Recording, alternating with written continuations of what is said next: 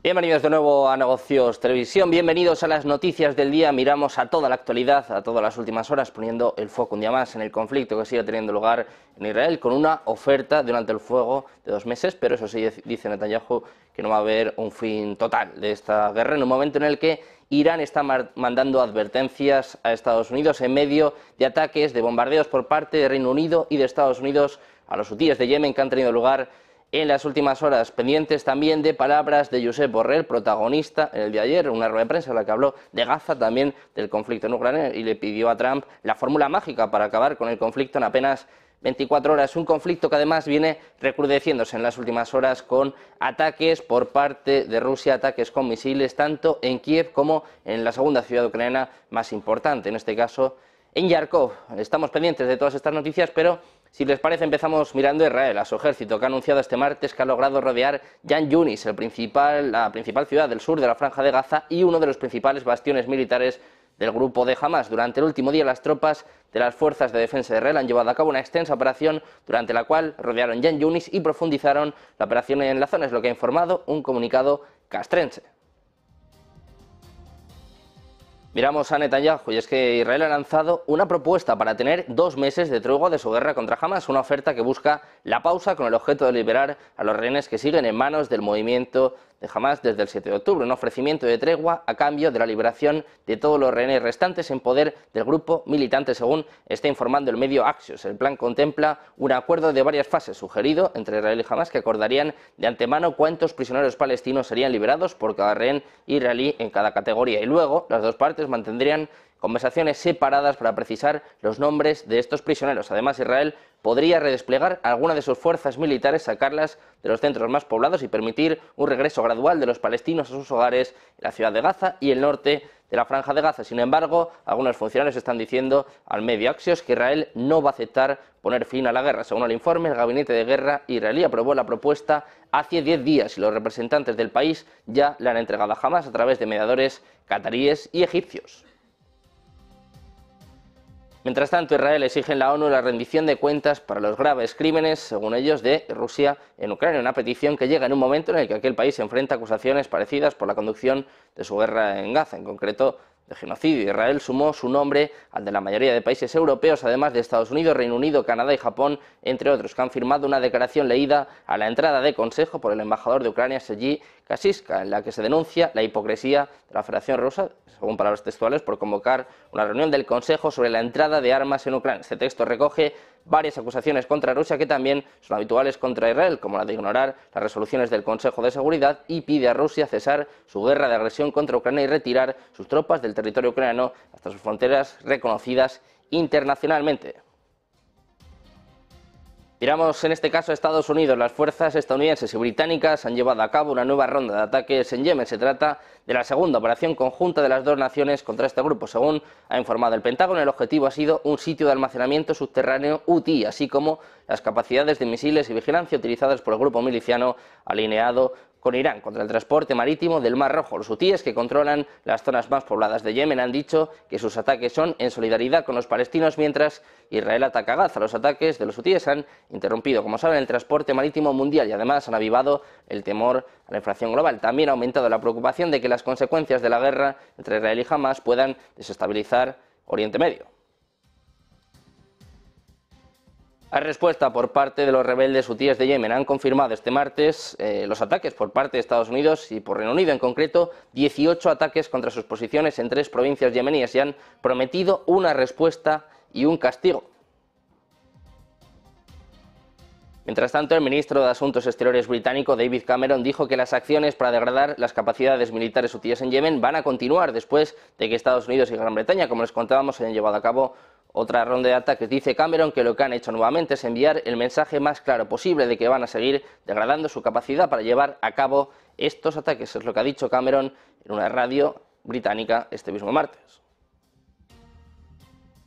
Miramos también a Irán, que ha advertido a Estados Unidos a través de un serio mensaje de que los ataques contra los hutíes de Yemen son un error estratégico y una intensificación del conflicto en Oriente Medio. Dicen textualmente: enviamos un mensaje serio y una advertencia a Estados Unidos, afirmando que su acción conjunta con Reino Unido contra Yemen y el Mar Rojo son una amenaza a la paz y la seguridad en la región. Es lo que ha dicho este mismo martes el ministro iraní de Exteriores, Hossein Amir Abdollahian, que se encuentra, por cierto, de visita en Nueva York. Miramos también precisamente a Estados Unidos. El caos que se ha producido durante los desplazamientos matinales del lunes en uno de los condados más grandes de California han venido después de graves inundaciones repentinas, ya que las intensas lluvias han provocado cierres de carreteras, cortes de energía y cierres de escuelas. Los estragos climáticos son los últimos que azotan a California precisamente en esta semana. Se ha visto además acosada por temperaturas gélidas, fuertes nevadas y lluvias, inundaciones ocasionales. También se están reportando aguaceros en el condado de Los Ángeles este mismo lunes, en el sur y en el centro de Texas el domingo, donde el Servicio Meteorológico Nacional emitió advertencias de inundaciones antes de tormentas adicionales. En el condado de San Diego, el Servicio Meteorológico ha declarado alerta de inundaciones en la zona debido a lluvias excesivas hasta eso de las 9 de la noche. Apuntaban a que pueden producirse inundaciones en zonas urbanas y con drenajes deficientes. Es lo que ha advertido el propio Servicio Meteorológico, que añade que los desagües pluviales y las zanjas pueden convertirse en atascados con escombros. La lluvia llegó con un sistema de baja presión que se desplazó tierra adentro sobre el sur de California y el norte de Baja California. Miramos ahora a Alemania. Les contamos una propuesta para permitir que los ciudadanos extranjeros sirvan en el ejército alemán, conocido como Bundeswehr, que podría extenderse a los europeos en países fuera de la Unión Europea. El ministro de Defensa alemán, Boris Pistorius, había propuesto inicialmente la idea de dar la bienvenida a los no alemanes al alistamiento para combatir una drástica escasez de personal. Es lo que está afirmando, lo que está informando en estos momentos el medio Deutsche Welle, que además dice que además de Pistorius, los socialdemócratas también tienen una idea que ha recibido el apoyo de los legisladores de uno de sus socios de coalición, el FDP, y también de la opositora Unión Demócrata Cristiana. Sin embargo, quedan dudas sobre cómo se implementaría este plan. En concreto, miembros del Partido Democrático Libre, que presiden precisamente el Comité de Defensa del Parlamento alemán, están diciendo a Deutsche Welle que imagina abrir el ejército alemán a candidatos de todo el continente. Dijo que los candidatos podrían provenir inicialmente de la Unión Europea, así como de países como Reino Unido o también como de Suiza, pero dice que también hay opciones más allá de estos países. Miramos a Europa, hablamos del alto representante de política exterior de la Unión Europea, Josep Borrell, que espera un acuerdo de la Unión Europea para dar 5.000 millones de euros más en apoyo militar a Ucrania. El alto representante de la Unión Europea para Asuntos Exteriores confía en que los 27 lleguen a un acuerdo sobre su propuesta de dotar el Fondo Europeo de Apoyo a la Paz de otros 5.000 millones para seguir cofinanciando las armas que envían a Kiev para defenderse de Rusia. En una rueda de prensa al término de un Consejo de Ministros de Exteriores en Bruselas, Borrell comunicó que prevé viajar a Ucrania en la primera o segunda semana de febrero y que espera que los 27 lleguen a un acuerdo sobre el complemento de 5.000 millones de euros para poder establecer un fondo de asistencia ucraniano. Seguimos mirando al jefe de la diplomacia europea, que además ha pedido este lunes al expresidente estadounidense Donald Trump que comparta su fórmula mágica para poner fin en 24 horas a la guerra en Ucrania. Dice Borrell: yo creía que los milagros solo ocurrían en Lourdes. Es la broma tanto rara que hacía el propio Borrell, refiriéndose en este caso a las palabras de Donald Trump. Le escuchamos. Bueno, yo creía que los milagros se hacían en Lourdes, pero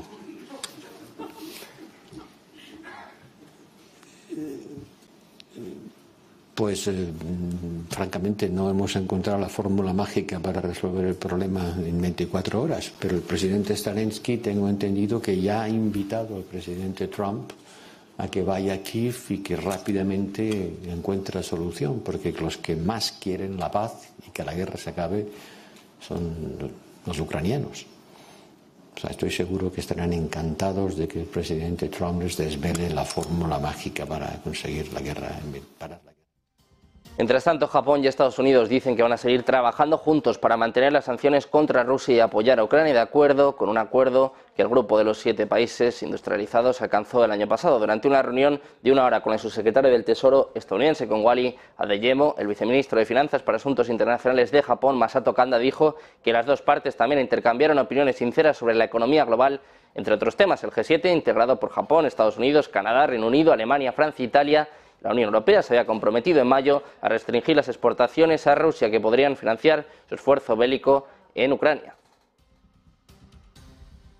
Miramos también a la protesta de agricultores franceses que se opone a un eventual ingreso de Ucrania En la Unión Europea, los agricultores están exigiendo este lunes ante el primer ministro Gabriel Attal medidas en el corto plazo para apaciguar el movimiento de protesta y criticaron tanto una eventual entrada de Ucrania en la Unión Europea como la burocracia de Bruselas en reglamentaciones como las del medio ambiente. Al término de esta reunión, el ministro de Agricultura de Francia, Marc Fesneau, dijo entender las preocupaciones del sector y apuntó a una falta de coherencia por parte de la Unión Europea, señalando la disminución de la producción agrícola en todo el continente. Los representantes de los agricultores citaron ciertas reglas medioambientales europeas como un freno y refrendaron su rechazo a los acuerdos de libre comercio como el de la Unión Europea con Mercosur, que ha quedado en el cajón por el rechazo de países como Francia por no tratarse de un pacto recíproco, según ellos, y advirtiendo de que la entrada de Ucrania es un tema de preocupación.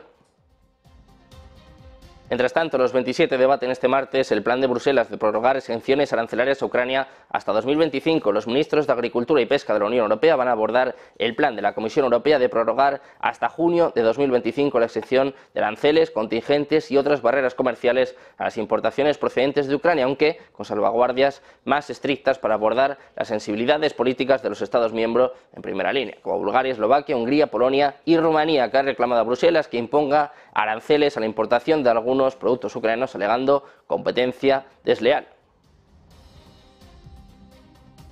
Seguimos mirando a más noticias y les contamos ahora los últimos ataques que han tenido lugar tanto en Kiev como en Yarkov, donde 2 personas habrían muerto y una cuarentena resultaron heridas por ataques aéreos de las fuerzas rusas contra las ciudades ucranianas de Kiev y Yarkov, es lo que anunciaban este martes las autoridades del país, según informa la agencia France Press. El gobernador de la región de Yarkov, en el noroeste de Ucrania, dijo que 28 personas resultaron heridas por estos ataques contra la ciudad. Apunta, desgraciadamente, 2 mujeres habrían muerto, es lo que agregaba el gobernador Oleg Sinegubov. Además, las autoridades de Kiev han informado por su parte de 13 personas heridas por estos bombardeos. Previamente, la alcaldía de Yarkov había explicado que el bombardeo sobre esta ciudad había provocado la destrucción completa de una sección de un edificio de apartamentos. También hay declaraciones del alcalde de Kiev, de Vitaly Klitschko, que habla de explosiones en la ciudad y además advertía de que no salieran de sus refugios. Como les contamos, Rusia lanzó un ataque con misiles contra Kiev y la segunda ciudad más grande de Ucrania, Yarkov, según apuntan funcionarios ucranianos este martes. En concreto, el alcalde de Kiev, Vitaly Klitschko, estaba alertando en la aplicación de mensajería de Telegram, según recoge la agencia Reuters. Sergei Popko, jefe de la administración militar de Kiev y la administración militar de la región que rodea la capital, dijeron en sus canales de Telegram que los sistemas de defensa antiaérea estaban ocupados repeliendo el ataque con misiles de Rusia. Hablaban de fuertes explosiones y también de algunas casas que estaban temblando, es lo que apuntaba la legisladora Irina Yerashchenko en su Telegram. Testigos de Reuters informaban de haber oído varias oleadas de explosiones en Kiev y también en sus alrededores. Mientras tanto, hay respuesta, hay más detalles por parte de Ucrania, que dice que Rusia habría lanzado 41 misiles a primera hora de este martes y que las defensas aéreas habrían destruido 21 de ellos, según apunta el ejército ucraniano, que habla en un comunicado de que Rusia lanzó un ataque combinado con misiles contra Ucrania, utilizando misiles guiados de crucero, balísticos, aéreos y antiaéreos. Esto es lo que apuntaban las fuerzas aéreas de Ucrania en la aplicación de mensajería de Telegram. Además, añadían que como resultado de las operaciones de combate, la Fuerza Aérea, en cooperación con las fuerzas de defensa aérea, habrían destruido 15 misiles de crucero, 5 misiles balísticos y un misil guiado. Las Fuerzas Armadas rusas han llevado a cabo, como les contamos, un ataque grupal con armas de alta precisión contra las instalaciones del complejo militar industrial de Ucrania, que produce misiles, municiones y explosivos. El objetivo de este ataque, según informa el Ministerio de Defensa ruso, se habría logrado. Esta mañana, apuntan en el comunicado, las Fuerzas Armadas de Rusia llevaron a cabo un ataque grupal con armas aéreas y terrestres de alta precisión y largo alcance contra instalaciones del complejo militar industrial de Ucrania, que produce misiles y componentes para ellos, como municiones, así como explosivos. El objetivo del ataque se logró, dice, todas las instalaciones designadas fueron alcanzadas, es lo que informa el Departamento Militar de Rusia.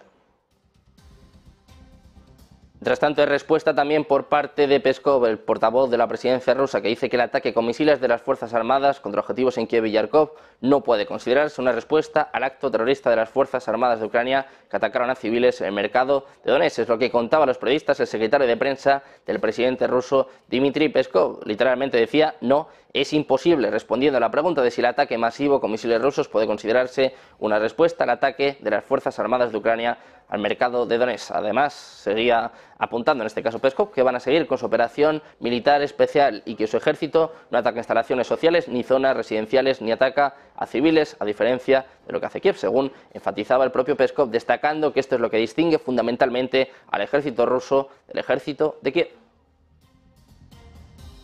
Miramos también a Lavrov, que acusaba ayer mismo a la Unión Europea de obedecer a Estados Unidos. Dice literalmente que los mercaderes de la guerra no se avergüenzan de que sus armas se usen contra objetivos civiles. Escuchamos a Lavrov.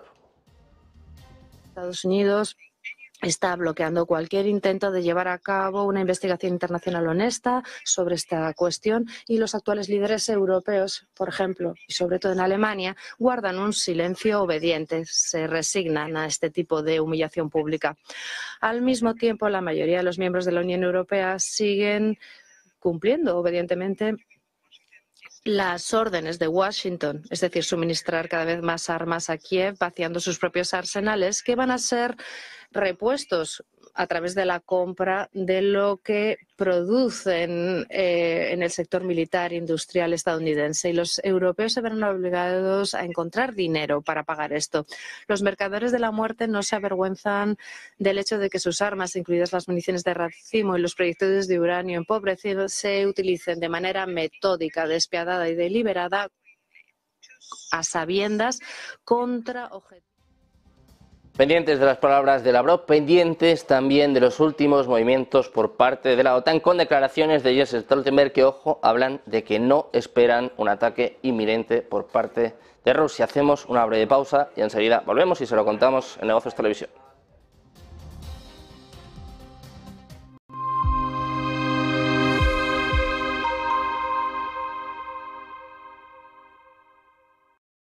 Nunca he invertido basándome en conocer con seguridad qué va a pasar en los siguientes 12 meses.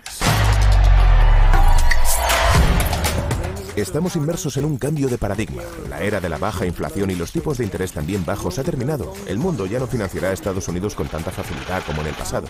Están gestándose cambios profundos y a consecuencia de ello, los mercados cobrarán más por asumir riesgo. Así pues, en el equipo de inversión hemos definido 4 escenarios clave y les hemos asignado una probabilidad de materializarse en 2024. Hemos confeccionado para cada escenario una cesta de activos que debería aportar resiliencia en estos diferentes entornos económicos y en las diferentes regiones. Tenemos una hipótesis de referencia, pero este año compartimos los 4 escenarios para ayudar a los inversores a lidiar con un año de incertidumbre sin precedentes. Aquí puedes profundizar en nuestra visión sobre la evolución de cada clase de activo en estos escenarios.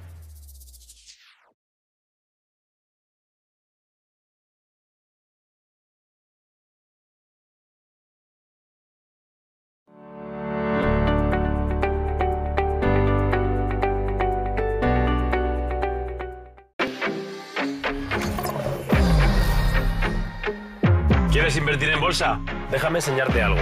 Él es Guille, compra acciones de empresas de videojuegos. Y él es Javier, invierte en acciones del mundo del motor. Y ella es... ¿Pero cuál es la comisión? 0 comisión. Abre tu cuenta de cliente totalmente online, invierte en acciones y fondos cotizados sin comisiones hasta 100.000 euros al mes. ¿Y tú? ¿En qué vas a invertir?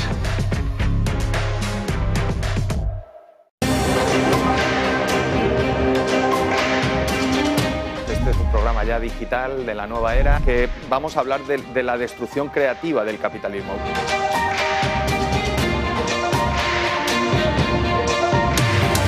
Vamos a explicar casos de éxito que permitan que veamos que hay una luz al final del túnel, acabaríamos con el paro. ¿Qué has aprendido tú con los americanos, Antonio? ¿Por qué son tan buenos? ¿Por qué lideran toda la revolución digital? Siempre me decía, Antonio, gestionar sois unos hachas, vendiendo sois un desastre. En Madrid está llamado a ser la ciudad más potente de Europa, pero yo estoy plenamente convencido que va a venir una tal Taylor Swift, que nos colaron 80 habitaciones, que no nos dimos cuenta cuando venía, pero en 3 minutos la gente de Revenue cerrando ventas como locos. Yo siempre digo lo mismo, ¿no? ¿Cuál es la clave del éxito? Hombre, 33% inteligencia, 33% suerte y 100% trabajo, ¿no?